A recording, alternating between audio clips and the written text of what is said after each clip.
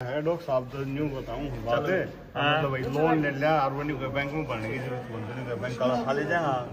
नहीं, पहली बात तो यह है जी, हमने अपने करियर में अभी तक 4 साल में जो ये लोन वाला मसला जब से शुरू किया है, हमने आज तक एक भी आदमी को ये नहीं कहा कि तुम लोन ले लो और भरना मत, ऐसा कभी नहीं कहा।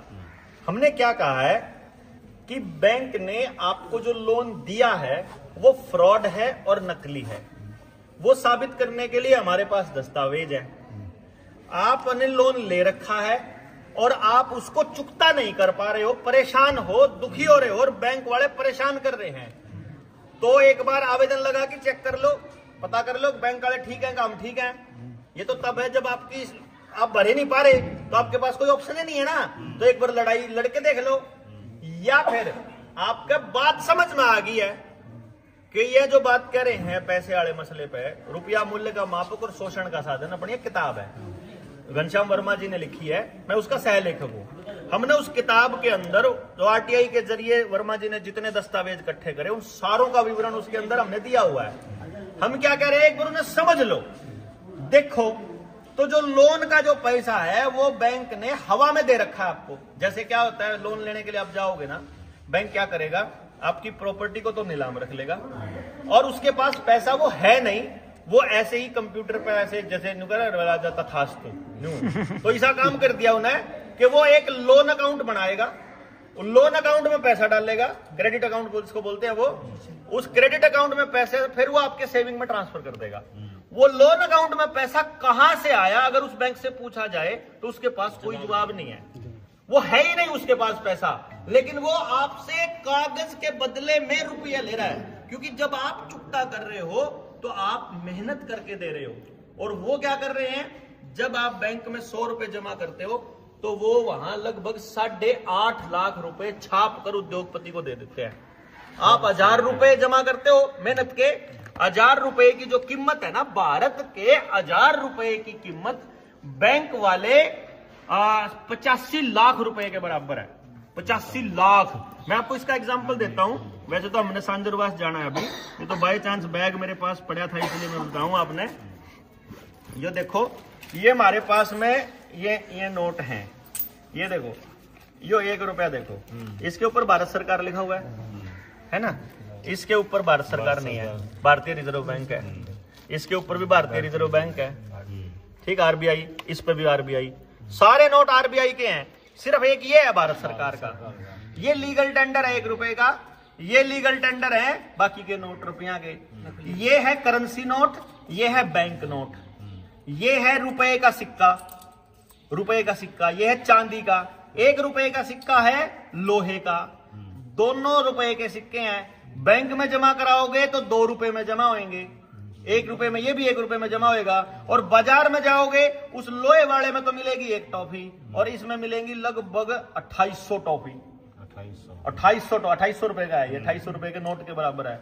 1 रुपए में बैंक में ये 1 रुपए में जमा होने लग रहा है, यानी बैंक इसको 1 रुपया मानता है, यानी जब आप इसे जमा कराने जाओगे तो 1 रुपए में जमा होगा और जब इसने निकलवाओगे तो ये नहीं मिलेगा, फिर वो लोहे वाला मिलेगा। मतलब 2800 गुना की ठगी तो जमा कराने और निकलवाने में होगी। ये तो तब होगी जब आपके पास सिक्का था, अगर आपके पास असली रुपया होता तो। अब आप लोगों में से किसी को नहीं पता रुपया क्या है, ये रुपया नहीं है, ये रुपए का सिक्का है, और ये भी रुपया नहीं है, ये रुपए का नोट है, ये भी 500 रुपया नहीं है, 500 रुपए का वादा है, नोट, प्रोमिसरी नोट। तो रुपया क्या है, ये जब पता करा तो वो किताब में हमने मेंशन किया हुआ है, सारा किताब छाप रखी है, किताब छपी हुई है। रुपया असल में आप लोगों के टाइम पे आपके बड़े बुजुर्ग बताया, मेरा दादा बताया करता कि सरकार पे जितना सोना हो है ना उतने नोट छाप सके। हमने फिर न्यू देखा कितना सोना चाहिए 100 रुपए के नोट खातर, कितना सोना चाहिए 5 रुपए के नोट खातर, वो तो पता होना चाहिए। जब वह खोज करी तो paper currency act 1882, coinage act 1906, वहां जाकर के हमारे को मिला कि आखिरी जो दस्तावेज है रुपए के बारे में, रुपए के मानक के बारे में, वो है 15 रुपए का एक मोहर। वो जो मोहर है ना वो 1 तोला सोना है, यानी कि असली जो रुपया है वो केवल और केवल गोल्ड है, और 1 रुपए में 777 मिलीग्राम सोना है, जिसकी कीमत इस नोट में आज के टाइम लगभग 8500 के बराबर है। यानी कि बैंक जो आपसे ठगी कर रहा है वो क्या कर रहा है, बैंक आपको 8.5 लाख का लोन देगा, असल में 8.5 लाख रुपए के ये बैंक नोट दिए हैं उसने। जितना सामान, जितनी सीमेंट, जितने ईंट इस 8.5 लाख रुपए के नोट में आया है, उतना मारे 100 रुपया मारा सोना, या यो गड़बड़ हो रही है। यानी कि 8.5 लाख रुपए का लोन 100 भारतीय रुपए चुका करके हम लोग कर सकते हैं। और अगर बैंक ने ये मान लिया ना कि उसने आपको रुपया नहीं दिया, नोट दिए हैं, वहीं बैंक फंसता है, आजीवन कारावास तक की सजा है उसको। हमारे पेपर, हमारे जो ये 489 थी ABCDE, जिसको अब BNS के अंदर 178 बना दिया, 178 की सेक्शन 1 से लेकर 10 तक का, उसके अंदर पूरा मेंशन है ये नोट बैंक दे ही नहीं सकता, क्योंकि बैंक ने ये मानना हुआ है कि ये नकली है। हमारे पास कागज है उसके। अगर आपको ये बताओ, RBI ये कह दे, वित्त मंत्रालय ये कह दे कि हमारे पास वैध रुपए का दस्तावेज ही नहीं है, इन नोटों से तो आजकल जमीनें खरीदी जा रही है, इन्हीं नोटों से असली धन खरीदा जा रहा है, नकली नोट। और ये नोट बंद होने वाले हैं, सरकार इनको बंद करने का प्लान करेगी, क्योंकि पता है कि फ्रॉड का पता चल गया देश के लोगों को, ये इनको बंद कर देगी, कह देगी डिजिटल चलाओ, बस डिजिटल चलाओ।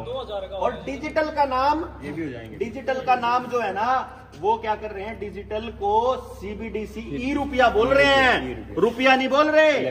भारत का रुपया अलग और ई रुपया अलग, ये ध्यान देना है, इसी खेल को समझना है बस आपने। और जब यो समझ लिया तो ऐसे लोन चुकता तो हम करेंगे, आपने क्या टेंशन है। आपने सिर्फ एक काम करना, गांव में किसी की जमीन नीलाम होती हो,